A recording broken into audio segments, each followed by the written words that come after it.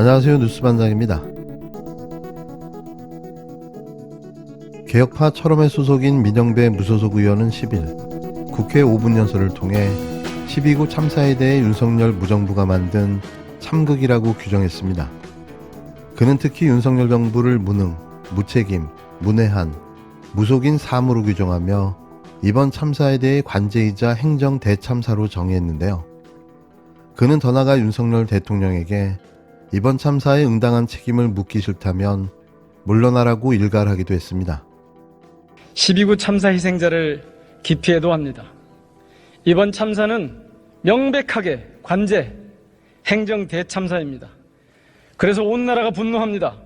윤석열 정부의 무능과 무책임에 시민들이 다시 촛불을 들고 있습니다. 그 목소리를 전하고 싶어 발언대에 섰습니다. 국정감사 중인 의원들을 향해 웃기고 있네라던 김은혜 수석은 내일 대통령 전용기에 오릅니다. 그런데 MBC 취재기자는 탑승하지 못한답니다.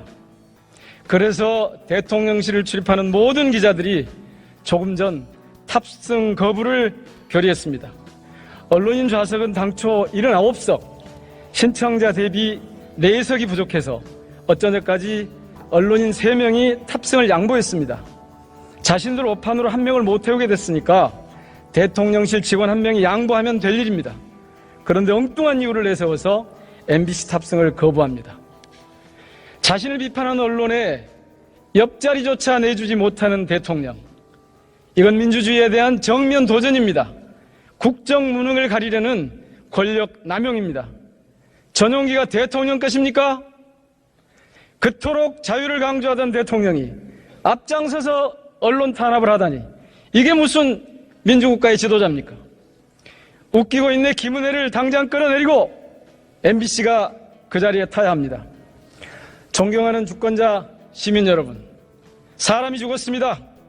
청춘의 불꽃들이 사그라졌습니다. 남은 이들의 심장이 타들어갑니다. 대규모 인파가 빤히 예상되는데 대비하는 국가는 없었습니다. 시민들이 숨통이 끊겨갈 때 살리려는 국가도 없었습니다. 156분이 숨을 거둔 지금까지도 참사를 책임지는 국가는 여전히 없습니다. 윤석열 정부는 10월 29일 그날부터 오늘까지 하나부터 열까지 제대로 한 게 없습니다. 그래서 지금 대한민국은 무정부 상태입니다. 너무나 무능해서 무정부입니다. 너무도 무책임해서 무정부입니다. 총리는 희죽거리고 홍보석은 웃긴답니다. 법무부 장관은 국회의원을 향해 음모론을 들먹이고 행안부 장관은 물러날 뜻이 없다며 당당합니다. 이처럼 내각이 무례한들로 가득해서 또 무정부입니다. 그리고 윤석열 대통령 내외는 이마에 숙검댕 같은 걸 칠하고 매일같이 분향소를 찾는 등 기괴하게도 무속인 지령을 받는 것 아니냐는 의혹을 사는 점에서 다시 한번 무정부입니다.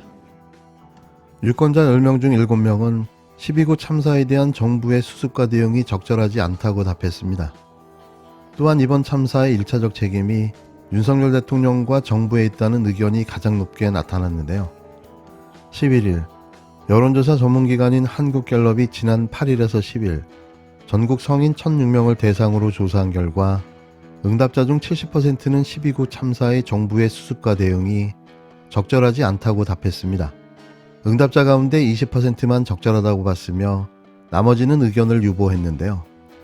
응답자의 대부분은 정부의 참사 수습과 대응이 부적절하다는 시각이 우세했습니다.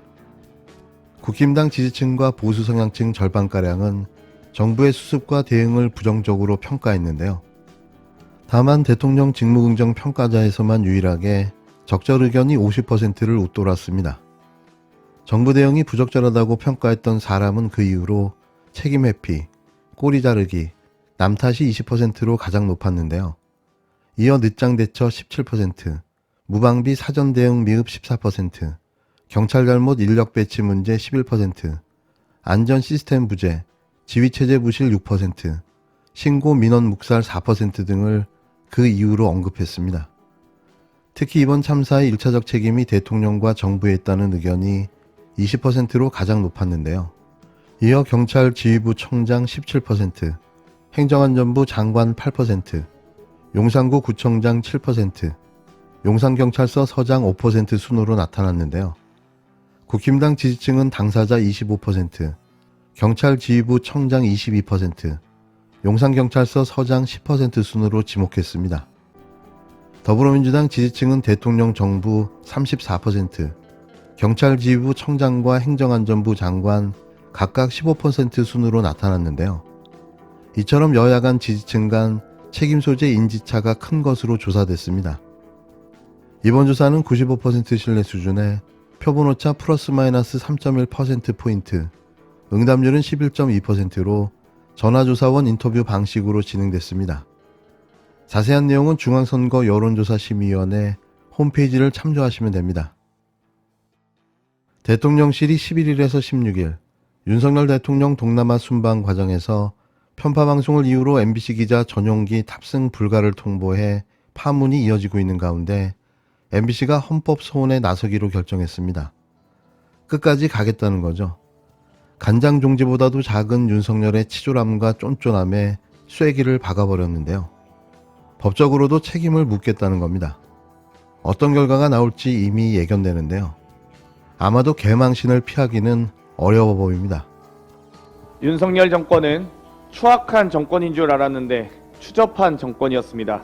언론에 대한 대통령 전용기 탑승 거부는 군사 정권에서도 없었던 일입니다. 대통령실의 명백한 취재 거부, 언론 탄압입니다. 대통령실은 지난 윤석열 대통령 해외 순방 중 욕설 보도와 관련해 MBC에 항의성 공문을 보낸 적이 있습니다.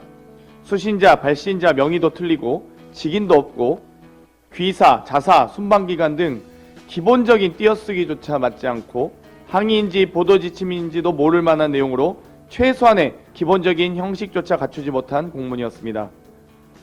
그런데 이번에는 공문조차 보내지 않고 문자와 통화로 탑승 거부를 통보했습니다. 100번 양보해 공문을 보내지 말아야 할 일에는 수준 미달의 공문을 보내더니 공문을 보내야 할 일에는 문자를 보냈습니다. 공문서 하나 제대로 작성하지 못하고 공식 절차도 모르는 곳이 대한민국의 대통령실 국정운영 컨트롤타워입니다. 참으로 한심합니다. 앞서 대통령실은 지난 9일 오후 9시경 MBC 대통령실 출입기자에게 MBC의 외교 관련 왜곡 편파 보도가 반복되어 온 점을 고려해 취재 편의를 제공하지 않기로 했다고 문자로 통보했습니다. 대통령실은 이번 탑승 불허 조치는 왜곡 편파 방송을 방지하기 위한 불가피한 조치라고 우겨댔는데요. 이에 MBC는 11일 공식 입장을 내고 윤석열 대통령의 동남아 순방 이틀 전인 11월 9일 밤 9시 대통령실은 MBC 기자들을 전용기인 공군 1호기에 탑승시키지 않겠다고 통보했다. 출국 예정 시점으로부터 불과 36시간 전이었다며 대통령실의 여권과 필요한 서류를 제출해 놓았던 MBC 기자들은 급히 여권을 돌려받아 밀항기를 예약했고 다른 언론사 기자들보다 하루 먼저 프롬펜으로 출발해야 했다고 밝혔는데요. MBC는 대통령실은 단순히 취재 편의를 제공하지 않는 것이라고 주장하지만 사실이 아니다. 대통령 전용기는 취재진에 대한 편의 제공 수단이 아니라 그 자체로 중요한 취재 현장이다. 전용기 안에서는 중요한 브리핑이나 기자간담회가 수시로 진행되어 왔다. 또 순방 예정지로 직항하는 전용기와 달리 캄보디아 프롬펜에서 인도네시아 발리로 직항하는 민항기가 없어 MBC는 14일 발리에서 진행될 대통령의 경제외교 행사 취재가 원천 봉쇄됐다고 밝혔는데요. MBC는 대통령 전용기는 국민 세금으로 마련됐고 언론사는 항공료를 포함해 비용을 지불하고 탑승한다. 전용기는 대통령 개인의 사적 소유물이 아니다라며 이번 대통령실의 조치는 MBC는 국가원수의 외교활동에 대한 접근권을 부분적으로 봉쇄당했다. 특정 언론사만 대통령 전용기 탑승을 거부한 조치는 언론의 자유라는 헌법적 권리를 침해한 것이라고 주장했습니다. MBC는 앞으로 이러한 취재 제한 행위가 재발할 가능성을 배제하기 어렵다는 판단에 따라 헌법 소원을 비롯한 법적 구제 절차를 밟기로 했다고 밝혔는데요. MBC는 대통령실의 일방적인 전용기 탑승 배제라는 언론자유 침해 행위가 공권력이라는 이름으로 전례로 남는다면 앞으로 어떠한 기본권 침해도 막을 수 없기 때문이라며 헌법 소원이라는 법적 대응의 불가피성을 강조했습니다. 그런데 이 지시를 내린 사람이 따로 있다는 후문이 잇따르고 있는데요. 대통령도 아닌 누가 MBC를 전용기에 태우지 말라고 지시한 걸까요? 그건 여러분도 잘 아시는 분, 아무도 모르게 선행을 한다는 그분일 겁니다.